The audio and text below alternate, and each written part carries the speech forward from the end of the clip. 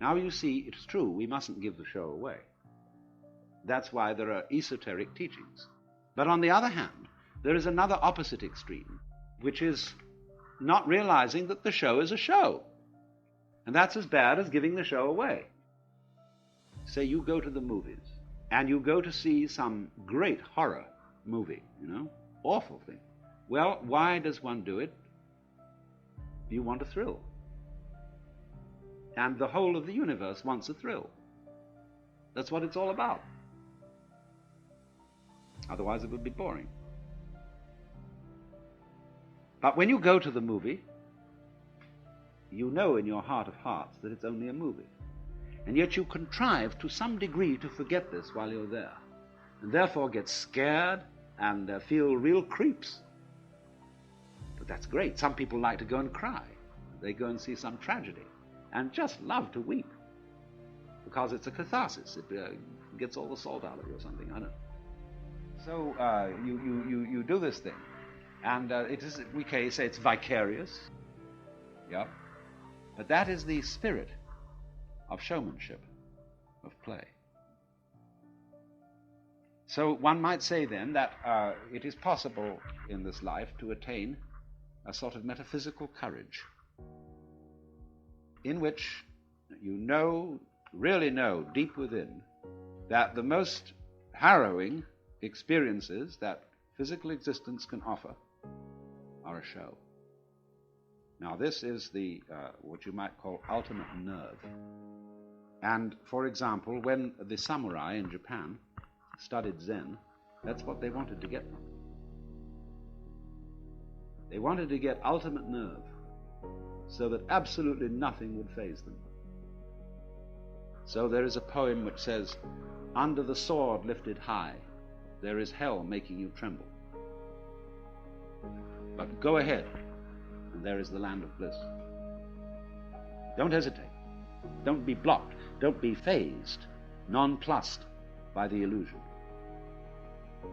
Now you would say, well, that's all very well, but I can't bring myself to that. I start to shake and I can't stop it. It's not to do with my will. And no amount of gritting my teeth, clenching my muscles, exercising my willpower can get rid of the shakes when I am really scared. That's true. But you must remember that the secret to all this is not to be afraid of fear. When you can really allow yourself to be afraid, and you don't resist the experience of fear, you are truly beginning to master fear. But when you refuse to be afraid, you are resisting fear. And that simply sets up a vicious circle of being afraid of fear and being afraid of being afraid of fear, and so on. And that's what we call worry. Worry is simply a chronic condition. And people who worry are going to worry no matter what happens. Because when one possible threat is exterminated, they will immediately discover another. Because worry is an infinitely skinned onion. And you can go on and on and on, because the moment you reduce the size of the onion and you get your worry down to about this, suddenly your whole sense of distance and size changes. And because you're looking so intently at this little onion, it fills your whole field of vision and is once again a big onion. See? You start peeling that down. But as you get another one about this size, then it enlarges itself in your judgment and your sense of values. And once more, it's colossal. Now, that's always going on. So if you are disposed to worry, there is always plenty to worry about. You make plenty of money and you have no troubles about that, then you start wondering if you're going to get a disease. And the doctor says, no, it's all right, you nothing wrong with you. Then you wonder if you're going to get into an accident. And then you take precautions, and then you wonder if there's going to be a political revolution, whether your house is going to be robbed. There's always something. So it is really, this kind of worrying is a completely useless pursuit. And yet, we feel a little guilty if we don't do it. Because it's somehow put into us that a proper amount of worrying is showing a good sense of responsibility. You're concerned. And all people, you might say, who are socially conscious are concerned. So when we say, I'm concerned, it means I have a frown on my face. And I'm worried about you, about the nation, about the war, and so on. Concerned. And Tillich said, religion is ultimate concern. I am concerned about the universe. But what I call concern, in the way I would want to interpret it, instead of this sort of frown, is something more like amazement. In other words, that existence is extremely peculiar. I can't explain this feeling because I don't know quite how to ask a question about existence so that I could be said to be wondering about it in some sort of clear-thinking way. It's a very nice thing to consider to yourself, that if you were going to have an interview with the Lord God, and you would have only 5 minutes, and you might ask one question, what would you ask? And you've got plenty of time to think this over in advance. And you realize, question after question, say, no, that's not really the thing I want to get at. It's not that. Like, do you exist? God would say, well, of course. Yes, here I am. Am I having a hallucination? He said, no. Well, how can I be sure that this isn't a hallucination, you see?